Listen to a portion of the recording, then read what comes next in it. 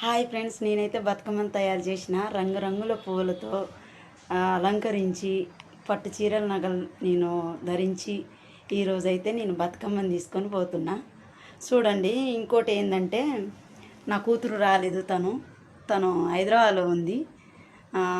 తనకు సెలవులు లేవు. అందుకనని తల్లి బతుకమ్మ పిల్ల బతుకమ్మ కదా, నేను ఇగో తల్లి బతుకమ్మ చేసిన. పిల్ల బతుకమ్మను పట్టుకోవడానికి ఎవరు లేరని నేనైతే ఇలా తయారు చేసిన. మీరు కూడా ఎవరైనా పిల్లలు ఉన్నవాళ్ళు, మీకు అందుబాటులో పిల్లలు లేకపోతే మీరు ఇట్లా తయారు చేయండి. నిజంగా, ఎందుకంటే ఇంట్లో తల్లి కూతురు ఉంటే 2 బతుకమ్మలు చేయాలంట. నాకు కూడా తెలియదు, అంటే ఈ మధ్యకాలంలో తెలిసిందనమాట. అందుకునని నేను ఇట్లా తయారు చేసిన. ఇబ్బంది అయింది. మొన్న ఎంగిలి బతుకమ్మ రోజు బతుకమ్మను తయారు చేస్తే 2 బతుకమ్మలు పట్టుకోవడానికి నాకు చాలా ఇబ్బంది అయింది. ఈసారి ఇబ్బంది లేకుంటే ఇట్లా తయారు చేసిన. ఓకే.